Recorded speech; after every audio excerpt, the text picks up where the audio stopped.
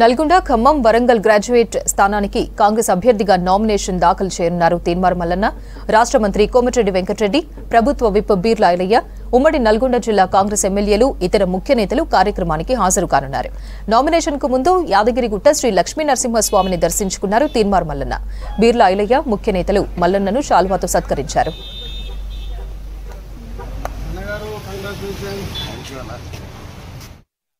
తీన్మార్ మల్లన్న పట్టభద్రుల ఎమ్మెల్సీ ఎన్నికల్లో పోటీ పడతా ఉంటే మీ అందరికీ తెలుసు, పోయిన 3 ఏళ్ల క్రితం 1600 కిలోమీటర్లు కాళ్ళు బొబ్బలెచ్చటట్టు తిరిగి తిరిగి తిరిగి తిరిగి పట్టభద్రులను ప్రసన్నం చేసుకొని పట్టభద్రుల్లో చైతన్యం తీసుకొచ్చే ప్రయత్నం చేసిన.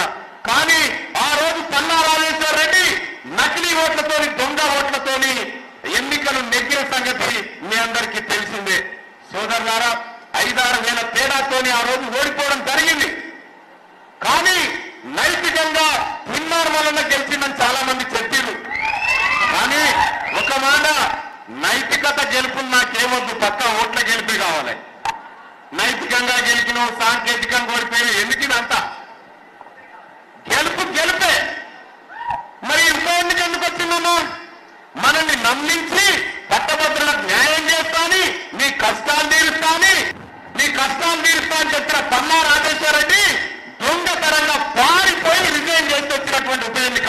కానీ మీ తీన్మార్ మల్లన్న మీ బిడ్డ ఓడిపోయినప్పటికీ కూడా 3 సంవత్సరాల నుంచి దేవుడు జగతట్టు కొట్టాడుతూనే ఉన్నాడు కేసీఆర్ మీద. మీ అందరికీ తెలిసినటువంటి విషయం సోదరులారా, ఒక్కరోజు ఖాళీ కూర్చోలే, ఒక్కరోజు కూడా ఇంట్లో పడుకోలే.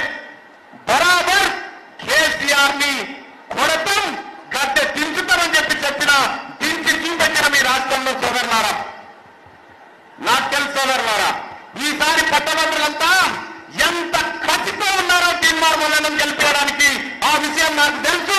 నాకు భారీ మెగా చేయడానికి కూడా సిద్ధంగా ఉన్నారన్న విషయం తెలుసు. కానీ నేను గతంలో మాట్లాడినా చాలా సార్లు,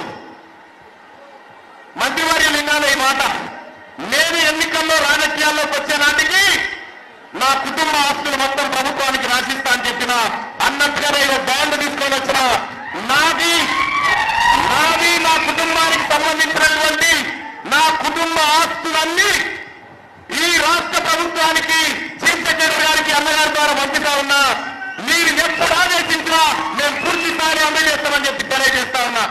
ఇంకా అంతేకాదు, నేను గతంలో చెప్పిన, ఇవాళ నేను వేస్తున్నటువంటి నామినేషన్ లో ఉన్నటువంటి ఆస్తులు ఏవైతే ఉన్నాయో ఆ ఆస్తులు సరిచూసుకోండి. ఏవైతే ఇప్పటి వరకు చెప్పుకుంటో ఒక్కటి మిస్ కాకుండా రైట్ టు రీకాల్ మొదటిసారిగా ఈ భారతదేశంలో నా మీదే పెట్టుకోబోతా ఉన్నా. అది తీన్మార్ మల్లన్న చేయబోతున్నటువంటి కార్యక్రమం. ఏ ఒక్కటి ప్రజలకు ఇచ్చిన హామీని విస్మరించం. సోదరులారా, నేను నామినేషన్ పత్రంలో నింపినటువంటి ప్రతి ఆస్తి విలువ ప్రతిదీ మీరు పరిశీలించి పెట్టుకోండి. తీన్మార్ మల్లన్న చనిపోయేటప్పుడు ఏముంటాయో కూడా మీరు పరిశీలించుకునేటువంటి అవకాశం ఉంటుంది సోదరులారా. ఎక్కడైనా ఏ రాజకీయ నాయకుడైనా తన కుటుంబానికి నేను క్లీన్ గా పాలిటిక్స్ లోకి రావాలనుకుంటున్నా, క్లీన్ గా ఎమ్మెల్సీ ఉండాలనుకుంటున్నా, దమ్ముంటే ఇప్పుడు పోటీ చేస్తున్నటువంటి నాయకులు నాగా తమరి ఆస్తులను ప్రభుత్వానికి అప్పగించి ఎమ్మెల్సీ ఎన్నికల్లోకి రావాల్సిందని సమావేశా ఉన్నా. ఎవరు రారు అట్లా. ఎందుకు రారంటే వాళ్లకు రాజకీయాలంటే దోపిడీలు, కూలీలు, డబ్బు సంపాదించడాలు, అక్రమాలు, ఇవన్నీ వాళ్లకు. కానీ నాకు రాజకీయాలంటే, నేను గతంలోనే చెప్పిన సోదరులారా, నేను రాజకీయాలు చేసిన తర్వాత ఒకవేళ నేను సరిపోతే 1 లక్ష మంది సాగుకు రావాలని చెప్పినా, నేను అటువంటి రాజకీయాలు చేయాలనుకుంటున్నా. ఈ పేద వర్గాల కోసం రాజకీయాలు చేయాలనుకుంటున్నా. సమూలమైనటువంటి మార్పులు, రాజకీయ మార్పులన్నీ ముందుకు తీసుకొస్తానని చెప్పి తెలియజేస్తా ఉన్నా. నేను ఎవరి కోసమో, ఎవరికి జవాబు చెప్పడం కోసమో పనిచేయను. ఈ 14 తర్వాత ఖమ్మంలో మల్లన్నతో కలిసి ప్రచారంలో పాల్గొంటాం. బ్రహ్మాండమైన మెజార్టీ రావాలి. ఇవాళ ఒకటే ఉదాహరణ, ఇన్ని రోజులు కేసీఆర్ ని గడగడలాడించి జైల్లో సగం జీవితం జైల్లో ఉన్నా, కేసులకు భయపడకుండా సగం దీనిలో జైల్లో అందుకుంటూ నిజాలని ఓపిడీని బయటపెట్టిన మొన్నగారంటే తీన్మార్ మల్లన్నారు. ఈ రోజు ఒకటే మనం అలాంటి వారు వస్తే ప్రభుత్వం అన్నా సరే అధికార పార్టీలో ఉన్న ఏ పేదవానికి ఎక్కడ అన్యాయం జరిగినా 34 కాన్స్టిట్యూన్సీ పరిధిలో ఉండే ఎమ్మెల్సీ కాబట్టి మీరు ఒక ఫోన్ కొడితే మీకు మా దృష్టికి తీసుకొస్తాడు, ప్రభుత్వం దృష్టికి తీసుకొస్తాడు, శాసన మండలిలో చర్చిస్తాడు. తప్పకుండా మాకు తోడుగా మీకు తోడుగా ఉంటారనే మంచి నమ్మకం.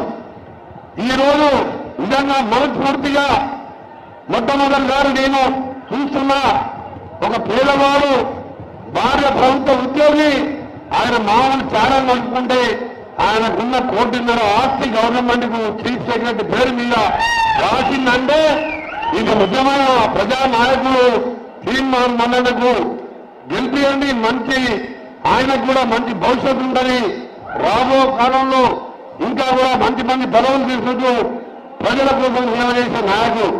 ఇలా మాలాగా ప్రజలకి ఎట్లొచ్చినా ఆయన కూడా సొంతంగా పైకి వచ్చిన నాయకుడు. అలాంటి వాళ్ళు ఎమ్మెల్యే తీసుకునే బాధ్యత మనది.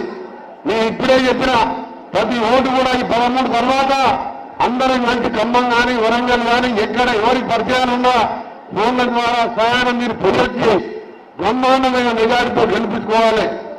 ఇకపోతే ఈ కేసీఆర్ పని ఈ 16వ తారీఖు తర్వాత కథమైపోతుంది. జూన్ 4 తర్వాత రిజల్ట్ వచ్చిన తర్వాత ఆ దుకాణం మళ్ళీ 10 ఏళ్ళు సరిపడని కంపెనీలు సంపాదించుకున్నాడు. ఇవాళ సంపాదించుకుంటే అన్న పేరు వచ్చిందా? కుటుంబం చిన్న భిన్నం అయిపోయింది.